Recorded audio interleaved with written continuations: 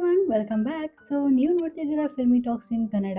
ಇವತ್ತು ನಾನು ಎಕ್ಸ್ಪ್ಲೈನ್ ಮಾಡ್ತಿರೋ ಮೂವಿಯ ಹೆಸರು ದಿ ಸೋಲ್ಮೇಟ್. ಕಾಮಿಡಿ ಇದೆ, ಆಕ್ಷನ್ ಇದೆ ಹಾಗೂ ಎಮೋಷನ್ ಸೀನ್ಸ್ ಕೂಡ ಇದೆ. ಈ ಮೂವಿಯ ಎಕ್ಸ್ಪ್ಲನೇಷನ್ ಅಂತೂ ನಿಮ್ಮ ಇಂಟರ್ನೆಟ್ ನ ವಸೂಲ್ ಮಾಡಿ ಹೋಗುತ್ತೆ. ಓಕೆ, ಸೊ ಡೋಂಟ್ ವರಿ, ಈ ಮೂವಿಯನ್ನ ಫುಲ್ ಎಂಡ್ ವರೆಗೂ ಕೂಡ ನೋಡಿ. ಅಂಡ್ ಇಲ್ಲಿವರೆಗೂ ಕೂಡ ಬಂದಿದ್ದೀರಾ, ಸೊ ಹಾಗೆ ಚಾನಲ್ ಸಬ್ಸ್ಕ್ರೈಬ್ ಮಾಡಿ, ಶೇರ್ ಮಾಡಿ, ಲೈಕ್ ಮಾಡಿ, ಕಮೆಂಟ್ ಬಾಕ್ಸ್ ಅಲ್ಲಿ ಕಮೆಂಟ್ ಕೂಡ ಮಾಡಿ. ಯಾಕೆಂದ್ರೆ ನಿಮ್ಮ ಈ ಎಲ್ಲ ಆಕ್ಟಿವೇಟ್ ನನಗೆ ಇನ್ನೂ ಕೂಡ ಮೋಟಿವೇಟ್ ಮಾಡುತ್ತೆ ಹೊಸ ಹೊಸ ವಿಡಿಯೋಸ್ ಅನ್ನ ಹಾಗೂ ಮೂವೀಸ್ ಅನ್ನ, ಡ್ರಾಮಾಸ್ ಅನ್ನ ಎಕ್ಸ್ಪ್ಲೈನ್ ಮಾಡಿ ಅಪ್ಲೋಡ್ ಮಾಡಲು. ಸೊ ಜಾಸ್ತಿ ಏನೋ ಮಾತಾಡಲ್ಲ, ಸೀದಾ ನಾವು ಮೂವಿಯ ಎಕ್ಸ್ಪ್ಲನೇಷನ್ ಗೆ ಹೋಗುವ. Let's start the video. ಮೂವಿಯ ಸ್ಟಾರ್ಟಿಂಗ್ ಅಲ್ಲಿ ನಾವು ಒಂದು ಪೊಲೀಸ್ ಆಫೀಸರ್ ಅನ್ನ ನೋಡ್ತೇವೆ. ಆತ ಕಳ್ಳನನ್ನ ಹಿಡಿಯಲೆಂದು ಆತನ ಹಿಂದೆನೆ ಓಡಿಕೊಂಡು ಹೋಗ್ತಾನೆ. ಅಂಡ್ ಈ ಪೊಲೀಸ್ ಆಫೀಸರ್ ನ ಹೆಸರಾಗಿರುತ್ತೆ ಜಿನ್. ಓಕೆ, ಸೊ ಎಲ್ಲರೂ ಕೂಡ ಈ ಕ್ಯಾರೆಕ್ಟರ್ ನ ಮೈಂಡ್ ಅಲ್ಲಿ ನೆನಪಲ್ಲಿ ಇಟ್ಕೊಳ್ಳಿ. ಫೈನಲಿ ಜಿನ್ ಆ ಕಳ್ಳನನ್ನ ಹಿಡಿದು ಪೊಲೀಸ್ ಆಫೀಸರ್ಗೆ ಒಪ್ಪಿಸಿ ಕೊಡ್ತಾನೆ. ಇದರ ನಂತರ ಸೀನ್ ಶಿಫ್ಟ್ ಆಗಿ ನಮ್ಗೆ ಡೈರೆಕ್ಟ್ ಒಂದು ಬಸ್ಸಿನ ಸೀನ್ ಅನ್ನು ತೋರಿಸ್ತಾರೆ. ಇಲ್ಲಿ ಒಬ್ಬಳು ಮುದುಕಿ ಕೂತಿರ್ತಾಳೆ ಸೀಟ್ ಅಲ್ಲಿ. ಅಲ್ಲಿ ಇದ್ದ ಒಂದು ರೌಡಿ ಆ ಮುದುಕಿಯನ್ನ ಎಬ್ಬಿಸ್ತಾ ಇದ್ದ. ನೀನು ಎದ್ದೇಳು, ನಂಗೆ ಇಲ್ಲಿ ಕೂತ್ಕೊಳ್ಬೇಕು ಅಂತ. ಬಸ್ ಅಲ್ಲಿ ತುಂಬಾ ಜನಗಳಿದ್ರು, ಬಟ್ ಯಾರು ಕೂಡ ಆತನಿಗೆ ಏನು ಹೇಳ್ತಾ ಇರ್ಲಿಲ್ಲ. ಲಾಸ್ಟ್ ಸೀಟ್ ಅಲ್ಲಿ ಕೂತಿದ್ದ ಹುಡುಗಿ ಇದರ ವಿಡಿಯೋನ ಮಾಡ್ತಿದ್ಲು. ಅದನ್ನ ನೋಡಿ ರೌಡಿ ಹೇಳ್ತಾನೆ, ನಿನಗೆ ನಿನ್ನ ಮೊಬೈಲ್ ಬೇಕಾಗಿದ್ರೆ ಈ ವಿಡಿಯೋನ ಈಗನೇ ಡಿಲೀಟ್ ಮಾಡು ಎಂದು. ಅದಕ್ಕೆ ಅವಳು ಏನು ಕೂಡ ಆನ್ಸರ್ ಮಾಡಲ್ಲ. ಆಗ ನಾವು ಪಕ್ಕದಲ್ಲಿ ಕೂತಿರೋ ವ್ಯಕ್ತಿಯನ್ನ ನೋಡ್ತೇವೆ. ಅಂಡ್ ಈತನ ಹೆಸರು ಜಂಗ್. ಓಕೆ, ಸೊ ಜಂಗ್ ಇಲ್ಲಿ ಆ ರೌಡಿಯನ್ನ ಗುರೈಸಿ ನೋಡ್ತಿದ್ದ. ಅದಕ್ಕೆ ರೌಡಿ ಕೇಳ್ತಾನೆ, ನೀನೆಂತಕ್ಕೆ ನನ್ನನ್ನ ಗುರೈಸಿ ನೋಡ್ತಿದ್ಯಾ, ನಿಂಗೆ ಬದುಕಲಿಕ್ಕೆ ಇಷ್ಟ ಇಲ್ವಾ ಅಂತ ಹೇಳಿ. ಅದಕ್ಕೆ ಜಂಗ್ ಅಲ್ಲಿಂದ ಎದ್ದುಕೊಂಡು ಬಂದು ಆ ರೌಡಿ ಹತ್ರ ನಿಂತುಕೊಂಡು ಹೇಳ್ತಾನೆ, ಸಾರಿ ಸರ್, ನಾನು ನಿಮ್ಮನ್ನ ಗುರೈಸ್ತಿರ್ಲಿಲ್ಲ ಅಂತ ಹೇಳ್ತಾನೆ. ಹಾಗೂ ಮನಸ್ಸಲ್ಲಿ ಅಂದ್ಕೊಳ್ತಾನೆ, ನೀನು ಏನಾದ್ರೂ ಮಾಡಿಕೊಂಡು ಸಾಯಿ, ನನಗೆ ಅಗತ್ಯನೇ ಇಲ್ಲ. ಸೊ ನಂದು ಆಲ್ರೆಡಿ ಬಸ್ ಸ್ಟಾಪ್ ಬಂದಿದೆ, ನಾನೀಗ ಇಳ್ಕೊಳ್ಬೇಕು ಅಂತ ಹೇಳಿ ಆತ ಆ ರೌಡಿ ಹತ್ರ ಸೈಡ್ ಅನ್ನ ಕೇಳಿ ಬಸ್ಸಿನಿಂದ ಇಳಿದುಕೊಂಡು ಹೋಗ್ತಾನೆ. ಆಗ ಆ ಸ್ಕೂಲ್ ಹುಡುಗಿ ಕೂಡ ಅಲ್ಲಿ ಇಳಿದುಕೊಂಡು ಆ ಜಾಂಗ್ ಅನ್ನ ಫಾಲೋ ಮಾಡಿಕೊಂಡು ಹೋಗ್ತಾರೆ. ಸೊ ನಿಮ್ಮ ಟಿ ಶರ್ಟ್ ನ ಹಿಂದೆ ನೀವು ಜಿಮ್ ಟ್ರೈನರ್ ಅಂತ ಬರ್ದಿದ್ದೀರಾ, ನೀವು ಆ ರೌಡಿಗೆ ಬುದ್ಧಿ ಕಲಿಸಬಹುದಿತ್ತು ಹಾಗೂ ಆ ಮುದುಕಿಗೆ ಹೆಲ್ಪ್ ಮಾಡಬಹುದಿತ್ತಲ್ಲ ಅಂತ ಹೇಳಿ. ಅದಕ್ಕೆ ಜಾಂಗ್ ಹಿಂದೆ ತಿರುಗಿ ಹೇಳ್ತಾನೆ, ಎಲ್ಲರಿಗೂ ಕೂಡ ಹೆಲ್ಪ್ ಮಾಡೋದು ನನ್ನ ಕೆಲಸ ಅಲ್ಲ ಅಂತ ಹೇಳಿ ಆತ ಮುಂದೆ ಮುಂದೆ ಹೋಗ್ತಾ ಇರ್ತಾನೆ. ಅದಕ್ಕೆ ಆ ಹುಡುಗಿಗೆ ಕೋಪ ಬಂದು ನಮ್ಮ ಜಾಂಗಿಗೆ ಹಿಂದೆ ಎಲ್ಲ ಹೊಡೆದು ಅಲ್ಲಿಂದ ಓಡಿ ಹೋಗ್ತಾಳೆ. ಆದ್ರೂ ಕೂಡ ಇಲ್ಲಿ ಜಾಂಗ್ ಏನು ಕೂಡ ಮಾಡಲ್ಲ, ಸುಮ್ಮನೆ ಇರ್ತಾನೆ. ಇದರ ನಂತರ ಜಾಂಗ್ ಆತನ ಕರಾಟೆ ಕ್ಲಾಸ್ಗೆ ಬಂದು ಮಕ್ಕಳಿಗೆಲ್ಲ ಕರಾಟೆಯನ್ನ ಕಲಿಸ್ತಾ ಇರ್ತಾನೆ. ಅದೇ ಟೈಮ್ ಆತನಿಗೆ ಒಂದು ಕಾಲ್ ಬರುತ್ತೆ. ಆಚೆಯಿಂದ ಡಾಕ್ಟರ್ ಹೇಳ್ತಾರೆ, ಫೈನಲಿ ನನ್ನ ಮಗಳಿಗೆ ಹಾರ್ಟ್ ಡೊನೇಟ್ ಮಾಡ್ಲಿಕ್ಕೆ ಒಬ್ಬರು ಡೋನರ್ ಸಿಕ್ಕಿದ್ದಾರೆ ಎಂದು. ಅದನ್ನ ಕೇಳುತ್ತಿದ್ದಂತೆ ಇಲ್ಲಿ ಜಾಂಗಿಗೆ ತುಂಬಾನೇ ಖುಷಿ ಆಗುತ್ತೆ. ಆಕ್ಚುಲಿ ಇಲ್ಲಿ ಜಾಂಗ್ ನ ಮಗಳಿಗೆ ಹಾರ್ಟ್ ನ ಪ್ರಾಬ್ಲಮ್ ಇರುತ್ತೆ ಹಾಗೂ ಅವಳಿಗೆ ಹಾರ್ಟ್ ಟ್ರಾನ್ಸ್ಪ್ಲಾಂಟ್ ನ ಅಗತ್ಯ ಇತ್ತು. ಸೊ ಹಾಗಾಗಿ ಆತ ಹಾಸ್ಪಿಟಲ್ ಅಲ್ಲಿ ಡಾಕ್ಟರ್ ಅನ್ನ ವಿಸಿಟ್ ಮಾಡ್ತಾನೆ. ಆಗ ಡಾಕ್ಟರ್ ಹೇಳ್ತಾನೆ, ನಿನ್ನ ಮಗಳಿಗೆ ಒಂದು ಡೋನರ್ ಸಿಕ್ಕಿದ್ರು, ಸೊ ಆದಷ್ಟು ಬೇಗ ನೀನು ಹಣವನ್ನ ಹೇಗಾದ್ರೂ ಮಾಡಿ ಒಟ್ಟು ಮಾಡು. ಸೊ ನಾವು ಬೇಗ ಬೇಗನೆ ಆಪರೇಷನ್ ಮಾಡಲು ಎಲ್ಲವನ್ನು ಕೂಡ ರೆಡಿ ಮಾಡ್ತೇವೆ ಎಂದು. ಅದಕ್ಕೆ ಇಲ್ಲಿ ಜಾಂಗ್ ಹೇಳ್ತಾನೆ, ಓಕೆ ಸರ್, ನೀವು ನನಗೆ ಡೇಟ್ ಅನ್ನ ಕೊಡಿ, ಅಷ್ಟರೊಳಗೆ ನಾನು ಹಣವನ್ನ ಹೇಗಾದ್ರೂ ಮಾಡಿ ಒಟ್ಟು ಮಾಡ್ತೇನೆ ಎಂದು. ಹಾಗೂ ಆತ ಹೇಳ್ತಾನೆ, ನನ್ನ ಗಾಡಿ ಇದೆಯಲ್ಲ ಅದನ್ನ ಸೇವ್ ಮಾಡ್ತೇನೆ ಎಂದು ಹೇಳಿ ಆತ ಅಲ್ಲಿಂದ ಬರ್ತಾನೆ. ಇದರ ನಂತರ ನಾವು ಜಿನ್ನನ್ನ ನೋಡ್ತೇವೆ. ಆತ ಅವನ ವೈಫ್ ಅನ್ನು ನೋಡ್ಬೇಕು ಅಂತ ಹೇಳಿ ಶಾಪ್ ಹತ್ರ ಬಂದಿರ್ತಾನೆ. ಆಕ್ಚುಲಿ ಅವನ ವೈಫ್ ಇಲ್ಲಿ ಫಿಶ್ ಅನ್ನ ಸೇಲ್ ಮಾಡ್ತಿದ್ಲು. ಸೊ ಹಾಗಾಗಿ ಅವಳು ಇಲ್ಲಿ ಜಿನ್ ಹತ್ರ ಹೇಳ್ತಾಳೆ, ಈ ಫಿಶ್ ಎಲ್ಲವೂ ಕೂಡ ಸೇಲ್ ಆದ ನಂತರವೇ ನಾನು ಮನೆಗೆ ಬರುದು ಅಂತ ಹೇಳಿ. ಹಾಗಾಗಿ ಇಲ್ಲಿ ಜಿನ್ ವಾಪಸ್ ಮನೆಗೆ ಹೋಗಿ ಡ್ರೆಸ್ ಅನ್ನ ಚೇಂಜ್ ಮಾಡಿ ವಾಪಸ್ ಬರ್ತಾನೆ. ಹಾಗೂ ಒಂದು ಮಹಿಳೆ ಹತ್ರ ಹೋಗಿ ಹೇಳ್ತಾನೆ, ಮೇಡಮ್, ನೀವು ಅಲ್ಲಿ ಆ ಹುಡುಗಿ ಕಾಣ್ತಿದ್ದಾಳಲ್ಲ ಆ ಶಾಪಿಗೆ ಹೋಗಿ ಅಲ್ಲಿರೋ ಎಲ್ಲ ಫಿಶ್ ಅನ್ನ ಕೂಡ ಬೈ ಮಾಡಿ ಅಂತ ಹೇಳಿ ಅವಳ ಕೈಗೆ ಸ್ವಲ್ಪಷ್ಟು ಹಣವನ್ನು ಕೊಡ್ತಾಳೆ. ಸೊ ಆ ಮಹಿಳೆ ಕೂಡ ಹೋಗಿ ಟೀನಿನ ಶಾಪ್ ಇಂದ ಎಲ್ಲ ಮೀನುಗಳನ್ನ ಪರ್ಚೇಸ್ ಮಾಡ್ತಾರೆ. ಇದರ ನಂತರ ಇವರಿಬ್ಬರು ಕೂಡ ಮನೆಗೆ ಬರ್ತಾರೆ. ಜಿನ್ ಎವ್ರಿ ಟೈಮ್ ಬೇರೆಯವರಿಗೆ ಹಣವನ್ನು ಕೊಟ್ಟು ಟೀನನ ಎಲ್ಲ ಫಿಶ್ ಅನ್ನು ಕೂಡ ಪರ್ಚೇಸ್ ಮಾಡ್ತಿದ್ದ. ಹಾಗಾಗಿ ಅವಳು ವಾಪಸ್ ಮನೆಗೆ ಬರ್ತಿದ್ಲು. ಹೀಗೇನೆ ಆತ ಕಂಟಿನ್ಯೂಸ್ಲಿ ಎವ್ರಿ ನೈಟ್ ಮಾಡ್ತಿದ್ದ. ಇದರ ನಂತರ ನಾವಿಲ್ಲಿ ಜಾಂಗ್ ನ ಮಗಳನ್ನ ನೋಡ್ತೇವೆ. ಅಂಡ್ ಇವಳ ಹೆಸರು ಯೂರಿ. ಯೂರಿ ಆ ಡಾಲ್ ಅನ್ನ ಹಿಡಿದುಕೊಂಡು ಹಾರಿ ಹಾರಿ ಆಟವಾಡ್ತಿರ್ತಾಳೆ. ಅಂಡ್ ಇಲ್ಲಿ ಜಾಂಗ್ ಸ್ನಾನ ಮಾಡ್ಲಿಕ್ಕಂತ ಒಳಗೆ ಹೋಗಿದ್ದ. ಸ್ನಾನ ಮಾಡಿ ಆತ ಹೊರಗೆ ಬಂದಾಗ ಇಲ್ಲಿ ಯೂರಿ ಏನು ಕೂಡ ಆಗದ ಹಾಗೆ ಸುಮ್ಮನೆ ನಿಂತಿರ್ತಾಳೆ. ಆಗ ಇಲ್ಲಿ ಜಾಂಗ್ ಹೇಳ್ತಾನೆ, ಯೂರಿ ಏನ್ ಮಾಡ್ತಿದ್ಯಾ ಎಂದು. ಆಗ ಯೂರಿ ಹೇಳ್ತಾಳೆ, ಏನಿಲ್ಲಪ್ಪ, ಸುಮ್ಮನೆ ಹೀಗೆ ಒಂದು ಸೈಡ್ ನಿಂತುಕೊಂಡಿದ್ದೆ ಎಂದು. ಬಟ್ ಇಲ್ಲಿ ಜಾಂಗಿಗೆ ಗೊತ್ತಾಗುತ್ತೆ ಇವಳು ಹಾರಾಡಿಕೊಂಡು ಆಟವಾಡಿದಾಳೆ ಎಂದು. ಸೊ ಅದಕ್ಕೆ ಇಲ್ಲಿ ಜಾಂಗ್ ಅವಳಿಗೆ ಬೈತಾನೆ, ನಿನಗೆ ಎಷ್ಟು ಸಲ ಹೇಳಿದ್ದೇನೆ ಹಾರಾಡ್ಬೇಡ, ಆಟ ಆಡ್ಬೇಡ ಅಂತ ಹೇಳಿ ಕುಣಿದು ನಿಂಗೆ ಹೇಳಿದಷ್ಟು ಅರ್ಥ ಆಗಲ್ವಾ ಅಂತ. ಅದಕ್ಕೆ ಇಲ್ಲಿ ಯೂರಿಗೆ ತುಂಬಾನೇ ಬೇಜಾರಾಗುತ್ತೆ. ಆಕ್ಚುಲಿ ಆತ ಅವಳ ಒಳ್ಳೇದಕ್ಕೋಸ್ಕರನೇ ಬೈತಿದ್ದ. ಬಟ್ ಇವಳು ಇನ್ನೂ ಕೂಡ ಚಿಕ್ಕವಳಲ್ಲ, ಅವಳಿಗೆ ಅರ್ಥ ಆಗಲ್ಲ. ಅಂಡ್ ಅವಳ ಹಾರ್ಟ್ ತುಂಬಾನೇ ವೀಕ್. ಹಾರ್ಟ್ ವೀಕ್ ಇದ್ದವರು ಕುಣಿದುಕೊಂಡು ಹಾರಾಡಿಕೊಂಡು ಇದೆಲ್ಲ ಆಟವಾಡಬಾರ್ದು. ಯಾಕೆಂದ್ರೆ ಆ ಟೈಮ್ ಇನ್ನೂ ಕೂಡ ಹಾರ್ಟ್ ಗೆ ಪ್ರೆಷರ್ ಬಿದ್ದು ಏನು ಕೂಡ ಆಗ್ಬಹುದು. ಹಾಗಾಗಿ ಆತ ಅವಳಿಗೆ ಬೈದಿರ್ತಾನೆ. ಅದಕ್ಕೆ ಅವಳನ್ನ ಕೂತ್ಕೊಳಿಸಿ ಹೇಳ್ತಾನೆ, ನಿನ್ನದು ಆದಷ್ಟು ಬೇಗ ಆಪರೇಷನ್ ಆಗಲಿದೆ, ಸೊ ನಿನಗೆ ಹೊಸ ಹಾರ್ಟ್ ಬರುತ್ತೆ, ಅದರ ನಂತರ ನಿನಗೆ ಹೇಗೆ ಬೇಕು ಹಾಗೆ ಆಟ ಆಡು, ಏನು ಪ್ರಾಬ್ಲಮ್ ಇಲ್ಲ, ನನಗೆ ಬೈಯುವುದಿಲ್ಲ ಕೂಡ ಅಂತ ಹೇಳ್ತಾನೆ. ಆಕ್ಚುಲಿ ಇಲ್ಲಿ ಜಾಂಗ್ ನ ಹೆಂಡತಿಯ ಡೆತ್ ಆಗಿರುತ್ತೆ. ಅವಳು ಸತ್ತ ನಂತರ ಇಲ್ಲಿ ಯೂರಿಯ ಎಲ್ಲಾ ರೆಸ್ಪಾನ್ಸಿಬಿಲಿಟಿಯನ್ನ ಜಾಂಗ್ ನೇ ತೆಗೆದುಕೊಂಡಿದ್ದ ಹಾಗೂ ಅವಳನ್ನ ತುಂಬಾನೇ ಮುದ್ದಾಗಿ ಸಾಕುತ್ತಿದ್ದ. ಅಂಡ್ ನೆಕ್ಸ್ಟ್ ಡೇ ಇಲ್ಲಿ ಜಾಂಗ್ ಯೂರಿಯನ್ನ ಸ್ಕೂಲ್ಗೆ ಕರೆದುಕೊಂಡು ಬಂದಿರ್ತಾನೆ. ಹಾಗೂ ಇಲ್ಲಿ ಯೂರಿ ತುಂಬಾನೇ ಓಡಿಕೊಂಡು ಹೋಗ್ತಾನೆ. ಹೋಗ್ತಾ ಇರ್ತಾಳೆ. ಆಗ ಜಾಂಗ್ ಹೇಳ್ತಾನೆ ಮೆಲ್ಲನೆ ನಡೆದುಕೊಂಡು ಹೋಗು ಎಂದು. ಹಾಗಾಗಿ ಇಲ್ಲಿ ಯೂರಿ ಅವಳ ಎದೆಯನ್ನು ಹಿಡಿದುಕೊಂಡು ಮೆಲ್ಲನೆ ಹೋಗ್ತಾ ಇರ್ತಾಳೆ. ಇದರ ನಂತರ ಇಲ್ಲಿಂದ ಈಗ ಸೀನ್ ಶಿಫ್ಟ್ ಆಗಿ ನಮಗೆ ಪೊಲೀಸ್ ಸ್ಟೇಷನ್ ಅನ್ನ ತೋರಿಸ್ತಾರೆ. ಇಲ್ಲಿ ಒಬ್ಬ ವ್ಯಕ್ತಿ ಬರ್ತಾನೆ ಹಾಗೂ ಹೇಳ್ತಾನೆ, ನಿಮಗೆ ಎಷ್ಟು ದಿನದಿಂದ ಹೇಳ್ತಿದ್ದೇನೆ ನನ್ನ ನಾಯಿ ಕರೆದು ಹೋಗಿದೆ, ಹುಡುಕಿ ಕೊಡಿ ಅಂತ ಹೇಳಿ, ಬಟ್ ಯಾರು ಕೂಡ ರೆಸ್ಪಾನ್ಸಿಬಿಲಿಟಿನ ತೆಗೆದುಕೊಳ್ತಾ ಇಲ್ಲ ಎಂದು. ಅಂಡ್ ಅಲ್ಲಿ ಜಿನ್ ಇದ್ದ. ಸೊ ಹಾಗಾಗಿ ಆತ ಹೇಳ್ತಾನೆ, ಸರ್ ನೀವು ಟೆನ್ಷನ್ ಮಾಡಬೇಡಿ, ಆದಷ್ಟು ಬೇಗ ನಾನು ನಿಮ್ಮ ನಾಯಿಯನ್ನು ಹುಡುಕಿ ಕೊಡ್ತೇನೆ ಎಂದು. ಬಟ್ ಆತ ಅಗೇನ್ ಅಂಡ್ ಅಗೇನ್ ಗೊಬ್ಬೆ ಹಾಕಿ ಹೇಳ್ತಾನೆ, ನಿಮಗೆ ಸ್ವಲ್ಪ ಕೂಡ ರೆಸ್ಪಾನ್ಸಿಬಿಲಿಟಿ ಇಲ್ಲ ಹಾಗೆ ಹೀಗೆ ಅಂತ ಹೇಳಿ ಪೊಲೀಸರಿಗೆ ಬೈದು ಅಲ್ಲಿಂದ ಹೊರಟು ಹೋಗ್ತಾನೆ. ಇದರ ನಂತರ ನಾವು ರಾತ್ರಿಯ ಸೀನ್ ಅನ್ನು ನೋಡ್ತೇವೆ. ಇಲ್ಲಿ ಜಿನ್ ನಾಯಿನ ಹುಡುಕಿಕೊಂಡು ಬಂದಿರ್ತಾನೆ, ಬಟ್ ಆತನಿಗೆ ಎಲ್ಲಿ ಕೂಡ ನಾಯಿ ಸಿಗ್ತಿರ್ಲಿಲ್ಲ. ಆದ್ರೆ ಆತ ಒಂದು ಸೀನ್ ಅನ್ನ ನೋಡ್ತಾನೆ. ಇಲ್ಲಿ ಕೆಲವು ವ್ಯಕ್ತಿಗಳು ಕೆಲವು ಹುಡುಗಿಯರನ್ನ ಕಿಡ್ನಾಪ್ ಮಾಡಿಕೊಂಡು ಒಂದು ಗಾಡಿಯಲ್ಲಿ ತುಂಬಿಸ್ತಾ ಇರ್ತಾರೆ. ಅದನ್ನ ಇಲ್ಲಿ ಜಿನ್ ದೂರದಿಂದ ನಿಂತುಕೊಂಡು ನೋಡ್ತಾ ಇರ್ತಾನೆ. ಸೊ ಹಾಗಾಗಿ ಇಲ್ಲಿ ಜಿನ್ ನಾಯಿನ ಹುಡುಕುವ ಕೆಲಸವನ್ನ ಅರ್ಧದಲ್ಲೇ ಬಿಟ್ಟು ಆ ಗಾಡಿಯನ್ನ ಫಾಲೋ ಮಾಡಿಕೊಂಡು ಹೋಗ್ತಾ ಇರ್ತಾನೆ. ಅಲ್ಲಿ ಆತನಿಗೆ ಒಂದು ಟನಲ್ ಸಿಗುತ್ತೆ, ಬಟ್ ಅಷ್ಟರಲ್ಲಿ ಆ ಗಾಡಿ ಪಾಸ್ ಆಗಿರುತ್ತೆ ಹಾಗೂ ಅಲ್ಲಿ ಇನ್ನೊಂದು ಗಾಡಿ ನಿಂತಿರುತ್ತೆ, ಅದು ಜಾಂಗ್ ನ ಗಾಡಿ ಆಗಿರುತ್ತೆ. ಸೊ ಹಾಗಾಗಿ ಜಿನ್ ಬಂದು ಹೇಳ್ತಾನೆ, ನನಗೆ ಗಾಡಿನ ಚೆಕ್ ಮಾಡ್ಬೇಕು ಎಂದು. ಅದಕ್ಕೆ ಇಲ್ಲಿ ಜಾಂಗ್ ಹೇಳ್ತಾನೆ, ನಾನು ನೀನು ಅಂದುಕೊಂಡಿರುವ ಹಾಗಿರುವ ವ್ಯಕ್ತಿ ಅಲ್ಲ ಅಂತ ಹೇಳಿ. ಸೊ ಹಾಗಾಗಿ ಇಲ್ಲಿ ಜಾಂಗ್ ಜಿನ್ಗೆ ಆ ಗಾಡಿಯನ್ನ ಚೆಕ್ ಮಾಡಲು ಬಿಡುವುದಿಲ್ಲ. ಆತ ಆ ಗಾಡಿನ ಹಿಡಿದುಕೊಂಡು ಅಲ್ಲಿಂದ ಹೋಗ್ತಾನೆ. ಇದರ ನಂತರ ನಾವು ನೆಕ್ಸ್ಟ್ ಡೇ ಸೀನ್ ಅನ್ನ ನೋಡ್ತೇವೆ. ಇಲ್ಲಿ ಜಾಂಗ್ ಅಗೇನ್ ಯೂರಿಯನ್ನ ಸ್ಕೂಲ್ಗೆ ಬಿಡಲೆಂದು ಬಂದಿರ್ತಾನೆ. ಅಂಡ್ ಆ ಗಾಡಿಯನ್ನ ಫಾಲೋ ಮಾಡ್ತಾ ಮಾಡ್ತಾ ಜಿನ್ ಕೂಡ ಹಿಂದೆನೆ ಬರ್ತಾನೆ. ಅಂಡ್ ಇಲ್ಲಿ ಜಾಂಗ್ ಯೂರಿಯನ್ನ ಸ್ಕೂಲ್ಗೆ ಬಿಟ್ಟು ಅಲ್ಲಿಂದ ಹೊರಟು ಹೋಗ್ತಾನೆ. ಅಂಡ್ ಇಲ್ಲಿ ಜಿನ್ ದೂರದಿಂದ ನೋಡ್ತಾನೆ, ಯೂರಿ ಸ್ಕೂಲ್ಗೆ ಹೋಗುವ ಬದಲು ಪಕ್ಕದಲ್ಲಿರುವ ಬಿಲ್ಡಿಂಗ್ ಗೆ ಹೋಗ್ತಾ ಇರ್ತಾಳೆ. ಬಟ್ ಆತನಿಗೆ ಈಗ ಜಾಂಗ್ ಅನ್ನ ಫಾಲೋ ಮಾಡೋದು ಇಂಪಾರ್ಟೆಂಟ್ ಆಗಿತ್ತು. ಹಾಗಾಗಿ ಆತ ಜಾಂಗ್ ಅನ್ನ ಫಾಲೋ ಮಾಡಿಕೊಂಡು ಹಿಂದೆನೆ ಹೋಗ್ತಾನೆ. ಇಲ್ಲಿ ಜಾಂಗ್ ಸೀದಾ ಆತನ ಕರಾಟೆ ಕ್ಲಾಸ್ ನ ಎದುರು ಬಂದು ಗಾಡಿಯನ್ನ ನಿಲ್ಲಿಸ್ತಾನೆ ಹಾಗೂ ಆತ ಮಕ್ಕಳಿಗೆ ಕರಾಟೆನ ಕಲಿಸ್ಲಿಕ್ಕೆ ಅಂತ ಹೇಳಿ ಒಳಗೆ ಹೋಗ್ತಾನೆ. ಇಲ್ಲಿ ಜಿನ್ ಕೂಡ ಫಾಲೋ ಮಾಡ್ತಾ ಆ ಕರಾಟೆ ಕ್ಲಾಸ್ ನ ಎದುರು ಬರ್ತಾನೆ. ಆ ಗಾಡಿಯನ್ನ ನೋಡಿ ಅದರ ಫೋಟೋವನ್ನು ತೆಗಿತಾ ಇರ್ತಾನೆ. ಅಂಡ್ ಹಿಂದೆಯಿಂದ ಇದನ್ನೆಲ್ಲ ಜಾಂಗ್ ನೋಡ್ತಾನೆ. ಹಾಗಾಗಿ ಇಲ್ಲಿ ಜಾಂಗ್ ಕೋಪದಿಂದ ಹೊರಗೆ ಬಂದು ಜಿನ್ಗೆ ಬೈತಾನೆ, ನಿನಗೆ ಎಷ್ಟು ಧೈರ್ಯ ನನ್ನ ಗಾಡಿಯ ಫೋಟೋವನ್ನು ತೆಗಿತಿದ್ಯಾ ಅಂತ. ಅಂಡ್ ನನಗೆ ನಿನ್ನಷ್ಟೇ ಹೇಳಿದನಲ್ಲ ನಾನು ಆ ವ್ಯಕ್ತಿ ಅಲ್ಲ ಅಂತ ಹೇಳಿ, ಆದ್ರೂ ಕೂಡ ಹೇಗೆ ನನ್ನನ್ನು ಫಾಲೋ ಮಾಡ್ತಿದ್ಯಾ ಅಂತ ಬೈತಾ ಇರ್ತಾನೆ. ಬಟ್ ಇಲ್ಲಿ ಜಿನ್ ಆತನಿಗೆ ಏನು ಕೂಡ ಆನ್ಸರ್ ಮಾಡದೆ ಅಲ್ಲಿಂದ ಸೀದಾ ಗಾಡಿಯನ್ನು ತೆಗೆದುಕೊಂಡು ಹೊರಟು ಹೋಗ್ತಾನೆ. ಅಂಡ್ ಈಗ ಇಲ್ಲಿಂದ ಸೀನ್ ಶಿಫ್ಟ್ ಆಗಿ ನಮಗೂ ನೈಟ್ ನ ಸೀನ್ ಅನ್ನ ತೋರಿಸ್ತಾರೆ. ಇಲ್ಲಿ ಜಿನ್ ಅವನ ಟೀಮ್ಮೇಟ್ಸ್ ಒಂದಿಗೆ ಕೂತ್ಕೊಂಡು ಡ್ರಿಂಕ್ಸ್ ಅನ್ನ ಮಾಡ್ತಾ ಇರ್ತಾನೆ ಹಾಗೂ ಹೊರಗಡೆ ಬರುವಾಗ ಅವನ ಕೈಯಿಂದ ಆಪಲ್ಸ್ ಎಲ್ಲವೂ ಕೂಡ ಕೆಳಗೆ ಬೀಳುತ್ತೆ. ಅದೇ ಪಕ್ಕದ ಶಾಪ್ ಅಲ್ಲಿ ಇಲ್ಲಿ ಜಾಂಗ್ ಯೂರಿಯೊಂದಿಗೆ ಐಟಮ್ಸ್ ಅನ್ನ ಪರ್ಚೇಸ್ ಮಾಡಿಕೊಂಡು ಅಲ್ಲಿಂದ ಹೋಗ್ತಾನೆ ಹಾಗೂ ಜಾಂಗ್ ನೋಡ್ತಾನೆ ಇಲ್ಲಿ ಆಪಲ್ಸ್ ಬಿದ್ದಿದೆ ಅಂತ ಹೇಳಿ. ಬಟ್ ಆತ ಅದನ್ನ ಎತ್ತಿ ಅವನಿಗೆ ಹೆಲ್ಪ್ ಮಾಡಲ್ಲ. ಆತ ಸೀದಾ ಯೂರಿಯನ್ನ ಕಳೆದುಕೊಂಡು ಅಲ್ಲಿಂದ ಹೊರಟು ಹೋಗ್ತಾನೆ.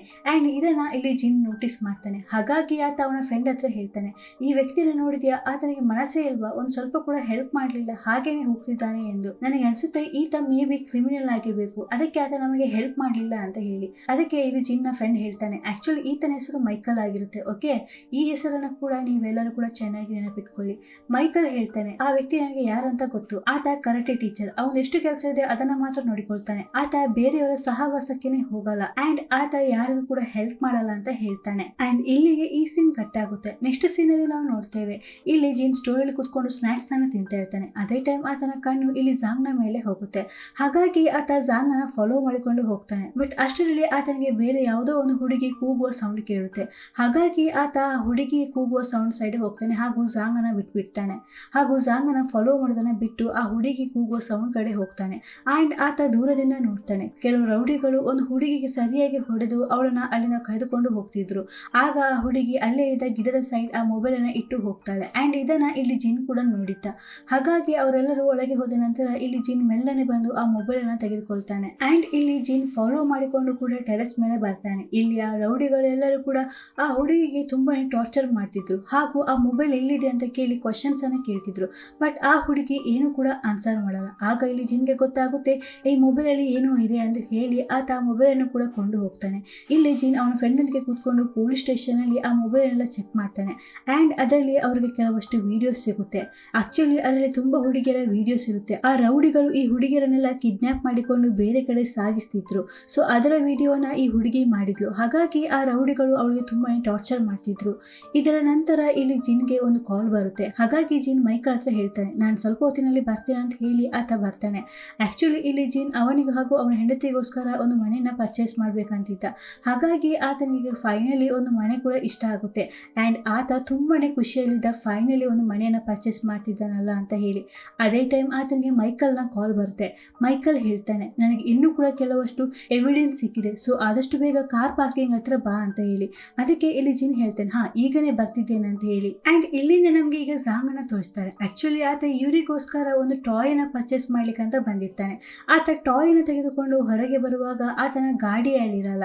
ಆತ ಕೆಳಗೆ ನೋಡಿದಾಗ ಅಲ್ಲಿ ಒಂದು ಪೇಪರ್ ಇರುತ್ತೆ. ಅದರಲ್ಲಿ ಬರೆದಿರ್ತಾರೆ, ನಿನ್ನ ಗಾಡಿಯನ್ನು ನಾವು ಇಲ್ಲಿ ಪೊಲೀಸ್ ಸ್ಟೇಷನ್ಗೆ ಕೊಂಡು ಹೋಗ್ತಿದ್ದೇವೆ, ಏಕೆಂದ್ರೆ ನೀನು ಅದನ್ನು ಸರಿಯಾದ ಜಾಗದಲ್ಲಿ ಪಾರ್ಕ್ ಮಾಡಲಿಲ್ಲ, ಹಾಗಾಗಿ ಕೊಂಡು ಹೋಗ್ತಿದ್ದೇವೆ ಎಂದು. ಸೊ ನಿಂಗೆ ಗಾಡಿ ಬೇಕಾದ್ರೆ ಪೊಲೀಸ್ ಸ್ಟೇಷನ್ಗೆ ಬಂದು ಕೊಂಡು ಹೋಗು ಅಂತ ಹೇಳಿ ಆತನಿಗೆ ವಾರ್ನಿಂಗ್ ಅನ್ನು ಕೊಟ್ಟು ಹೋಗಿರ್ತಾರೆ. ಅದನ್ನ ನೋಡಿ ಇಲ್ಲಿ ಜಾಂಗಿಗೆ ತುಂಬಾನೇ ಕೋಪ ಬರುತ್ತೆ ಹಾಗೂ ಹೇಳ್ತಾನೆ, ನಾನು ಸರಿಯಾದ ಜಾಗದಲ್ಲಿ ಇದನ್ನ ಪಾರ್ಕ್ ಮಾಡಿದ್ದೆ, ಬಟ್ ಇವರಿಗೆ ನನ್ನ ಗಾಡಿ ಮೇಲೆ ಏನು ಕಣ್ಣು ಅಂತಾನೆ ಗೊತ್ತಾಗಲ್ಲ ಎಂದು. ಅದೇ ಟೈಮ್ ಇಲ್ಲಿ ಜಾಂಗ್ ನ ಕಣ್ಣು ಜಿನ್ನ ಮೇಲೆ ಹೋಗುತ್ತೆ. ಜಿನ್ ಎಲ್ಲಿಗೋ ಹೋಗ್ತಿದ್ದ.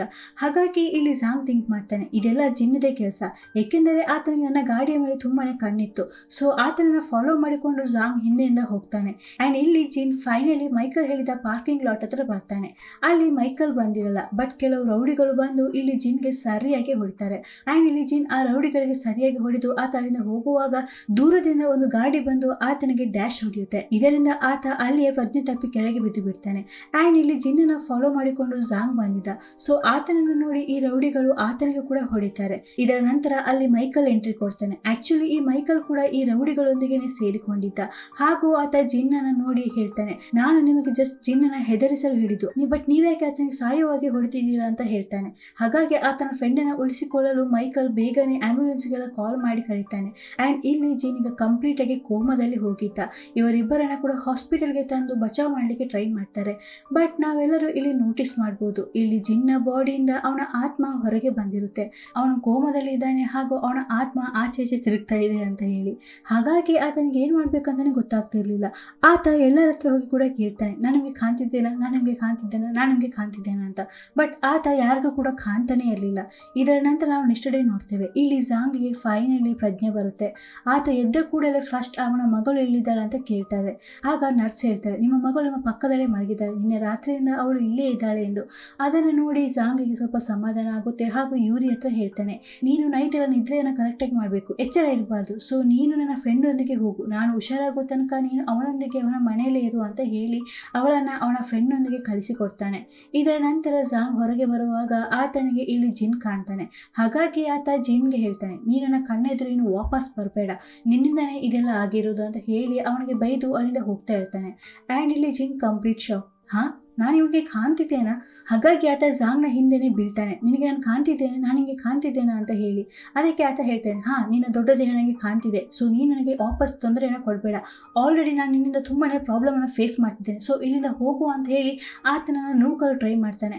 ಬಟ್ ಆತನ ಕೈ ಅವನ ಬಾಡಿಯ ಆಚೆ ಈಚೆ ಪಾಸ್ ಆಗುತ್ತೆ. ಇದನ್ನು ನೋಡಿ ಇಲ್ಲಿ ಜಾಂಗ್ ಕಂಪ್ಲೀಟ್ ಆಗಿ ಶಾಕ್ ಆಗಿ ಭೂತ ಅಂತ ಗೊಬ್ಬೆ ಹಾಕಿಕೊಂಡು ಆಚೆ ಈಚೆ ಓಡಲು ಶುರು ಮಾಡ್ತಾನೆ. ಆಗ ಅಲ್ಲಿ ನರ್ಸ್ ಬರ್ತಾಳೆ. ಹಾಗಾಗಿ ನರ್ಸ್ ಹತ್ರ ಕೇಳ್ತಾನೆ, ನಿನಗೆ ನನ್ನ ಪಕ್ಕದಲ್ಲಿರುವ ಈ ಹುಡುಗ ಕಾಣ್ತಿದ್ದಾನ ಎಂದು.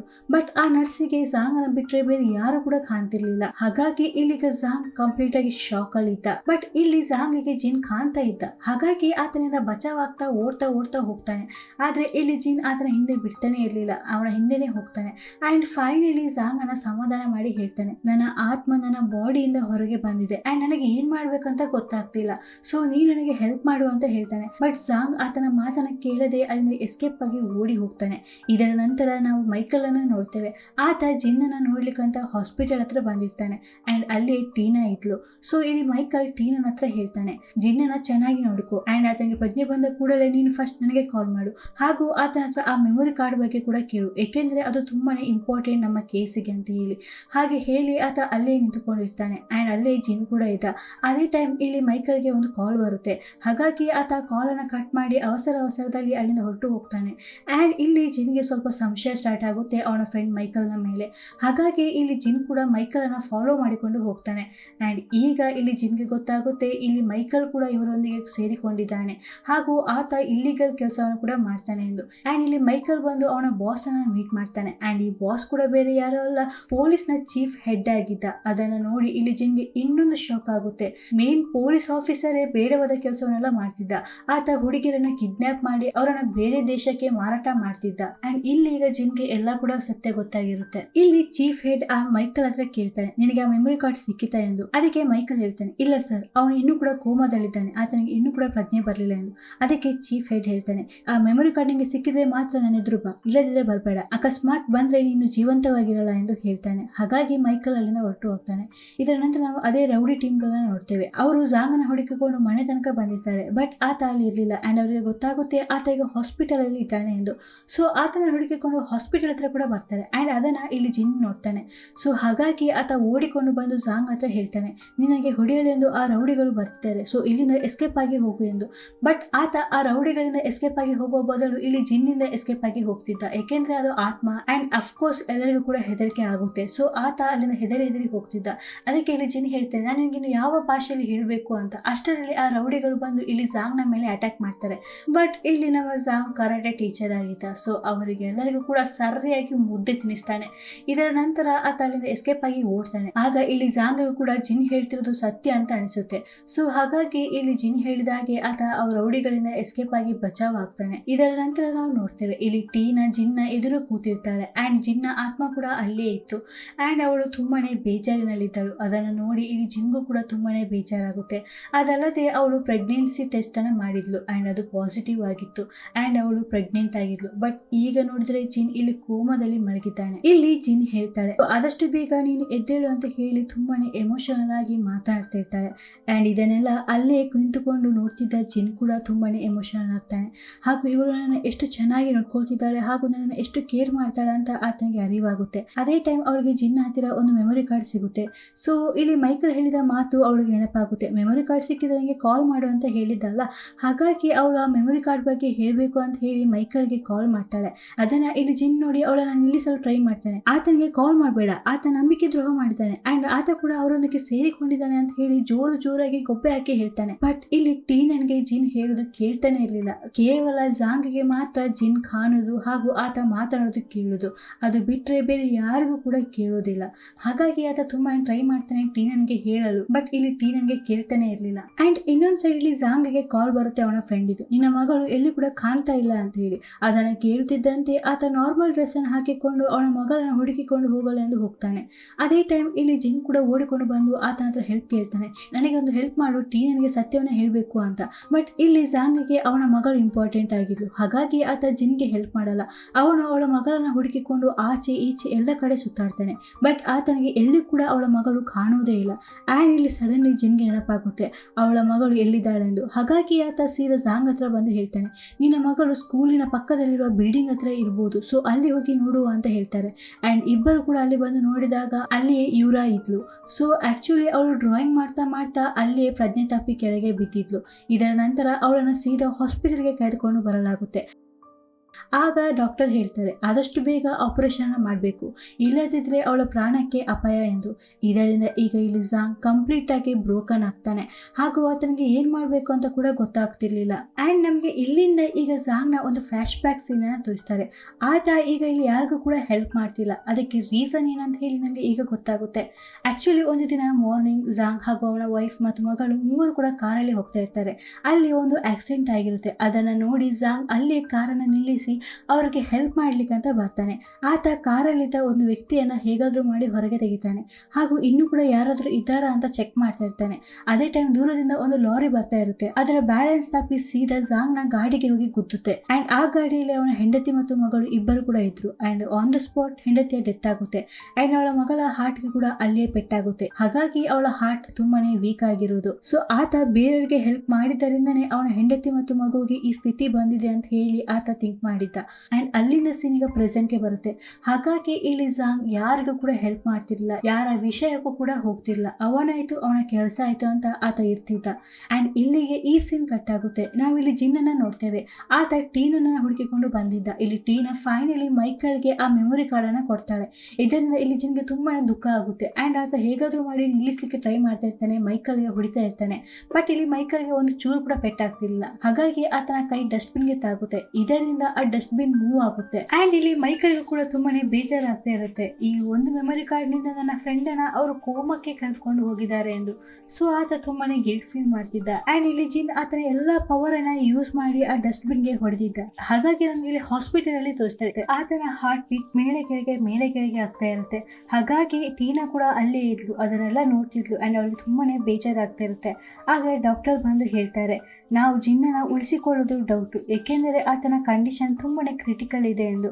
ಅದನ್ನ ಇಲ್ಲಿ ಜಾಂಗ್ ಕೂಡ ನೋಡ್ತಾನೆ, ಬಟ್ ಆತ ಏನು ಕೂಡ ಹೇಳಲ್ಲ. ಇದರ ನಂತರ ನಾವು ಇಲ್ಲಿ ನೋಡ್ತೇವೆ, ಇಲ್ಲಿ ಟೀನಾ ಬೇಜಾರಿನಲ್ಲಿ ಅಲ್ಲಿಂದ ಹೋಗ್ತಾ ಇರ್ತಾಳೆ. ಹಾಗೂ ಜಿನ್ ಮತ್ತು ಅವಳ ಇಬ್ಬರ ಮೆಮೊರೀಸ್ ಅನ್ನು ಕೂಡ ನೆನಪು ಮಾಡ್ತಾ ಇರ್ತಾಳೆ, ಹೇಗೆ ಅವರು ತುಂಬಾನೇ ಖುಷಿಯಲ್ಲಿ ಇದ್ರು ಅದನ್ನೆಲ್ಲ. ಅಂಡ್ ಅವಳು ಹಾಗೇನೆ ಮುಂದೆ ಹೋಗ್ತಿರುವಾಗ ಇಲ್ಲಿ ಜಿನ್ ಕೂಡ ಅವಳನ್ನ ಫಾಲೋ ಮಾಡ್ತಾ ಹೋಗ್ತಿದ್ದ. ಸಡನ್ಲಿ ಅಲ್ಲಿಗೆ ಕೆಲವು ರೌಡಿಗಳು ಬಂದು ಅವಳನ್ನ ಕಿಡ್ನಾಪ್ ಮಾಡಿಕೊಂಡು ಹೋಗ್ತಾರೆ. ಅಂಡ್ ಇಲ್ಲಿ ಜಿನ್ ತುಂಬಾ ಟ್ರೈ ಮಾಡ್ತಾನೆ ಬಚಾವ್ ಮಾಡ್ಲಿಕ್ಕೆ, ಬಟ್ ಆಗುದೇ ಇಲ್ಲ. ಅಂಡ್ ಆತ ಅಲ್ಲೇ ಕೂತ್ಕೊಂಡು ತುಂಬಾನೇ ಜೋರಾಗಿ ಕೂಗಲು ಶುರು ಮಾಡ್ತಾನೆ. ಇನ್ನೊಂದು ಸೈಡ್ ನಾವಿಲ್ಲಿ ಹಾಸ್ಪಿಟಲ್ ನ ಸೀನ್ ಅನ್ನ ನೋಡ್ತೇವೆ. ಇಲ್ಲಿ ಜಾಂಗ್ ಅವಳ ಮಗಳನ್ನ ಹೇಗಾದ್ರೂ ಮಾಡಿ ಬಚಾವ್ ಮಾಡಲು ಟ್ರೈ ಮಾಡ್ತಿದ್ದ, ಬಟ್ ಆತನ ಹತ್ರ ಅಮೌಂಟ್ ಇರಲಿಲ್ಲ. ಅದಲ್ಲದೆ ಡಾಕ್ಟರ್ ಕೂಡ ಹೇಳಿದ್ರು, ಆ ಹಾರ್ಟ್ ಡೋನರ್ ಮಾಡುವವರು ಬೇರೆಯವರಿಗೆ ಹಾರ್ಟ್ ಅನ್ನ ಕೊಟ್ಟಿದ್ದಾರೆ, ಈಗ ನಮ್ಮ ಹತ್ರ ಬೇರೆ ಯಾವುದೇ ಕೂಡ ಹಾರ್ಟ್ ಇಲ್ಲ ಎಂದು. ಅದನ್ನೆಲ್ಲ ಕೇಳಿದ ನಂತರ ಇಲ್ಲಿ ಜಾಂಗ್ಗೆ ತುಂಬಾನೇ ಬೇಜಾರಾಗಿ ಆತ ಹಾಸ್ಪಿಟಲ್ ನ ಟೆರೆಸ್ ಮೇಲೆ ಬಂದು ಕೂತ್ಕೊಂಡು ಯೋಚನೆ ಮಾಡ್ತಾ ಇರ್ತಾನೆ. ಅದೇ ಟೈಮ್ ಅಲ್ಲಿಗೆ ಜಿನ್ ಕೂಡ ಬರ್ತಾನೆ ಹಾಗೂ ಜಾಂಗ್ ಹತ್ರ ಹೆಲ್ಪ್ ಅನ್ನ ಕೇಳ್ತಾನೆ, ಟೀನನ್ನ ಬಚಾವ್ ಮಾಡು ಎಂದು. ಬಟ್ ಇಲ್ಲಿ ಜಾಂಗ್ ಆತನಿಗೆ ಏನು ಕೂಡ ಆನ್ಸರ್ ಮಾಡಲ್ಲ. ಹಾಗಾಗಿ ಇಲ್ಲಿ ಜಿನ್ ಫೈನಲಿ ಆತ ಗಿವ್ ಅಪ್ ಮಾಡ್ತಾನೆ. ಹಾಗೂ ಅಲ್ಲಿಂದ ಹೋಗುವಾಗ ಜಾಂಗ್ ಹೇಳ್ತಾನೆ, ನಿಲ್ಲು, ನಾನು ನಿನ್ನ ವೈಫ್ ಅನ್ನ ಬಚಾವ್ ಮಾಡ್ತೇನೆ ಎಂದು.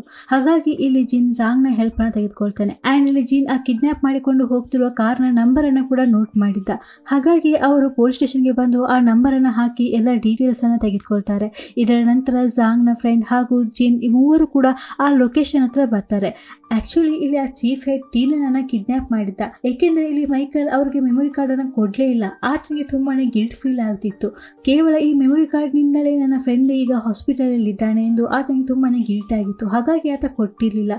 ಸೊ ಇಲ್ಲಿ ಚೀಫ್ ಹೆಡ್ ಪ್ಲಾನ್ ಮಾಡಿದ, ನಾವು ಟೀನನ್ನ ಕಿಡ್ನಾಪ್ ಮಾಡಿದ್ರೆ ಆಟೋಮೆಟಿಕ್ಲಿ ಮೈಕಲ್ ಬಂದು ಆ ಮೆಮೊರಿ ಕಾರ್ಡ್ ಅನ್ನ ಕೊಡ್ತಾನೆ ಅಂತ ಇಲ್ಲಿ ಹೆಡ್ ನ ಪ್ಲಾನ್ ಆಗಿತ್ತು. ಇಲ್ಲಿ ನಾವು ನೋಡ್ತೇವೆ ಜಿನ್, ಜಾಂಗ್ ಹಾಗೂ ಅವನ ಫ್ರೆಂಡ್ ಮೂವರು ಕೂಡ ಆ ಲೊಕೇಶನ್ ಹತ್ರ ಬರ್ತಾರೆ. ಸೊ ಇವರು ಆ ಡೋರ್ ನ ಓಪನ್ ಮಾಡ್ಲಿಕ್ಕೆ ಒಂದು ಲಿವರ್ ಅನ್ನ ಪ್ರೆಸ್ ಮಾಡ್ತಾರೆ, ಬಟ್ ಅಲ್ಲಿಂದ ಐಸ್ ಗಳು ಕೆಳಗೆ ಬೀಳಲು ಶುರು ಮಾಡ್ತವೆ. ಆಗ ಗೊತ್ತಾಗುತ್ತೆ ಇವರು ರಾಂಗ್ ಬಟನ್ ಅನ್ನ ಪ್ರೆಸ್ ಮಾಡಿದ್ದಾರೆ ಎಂದು. ಇದರ ನಂತರ ಅವರು ಮೂವರು ಕೂಡ ಸ್ಪ್ರೆಡ್ ಆಗಿ ಹುಡುಕಿಕೊಂಡು ಹೋಗ್ತಾರೆ ಟೀನನ್ನ.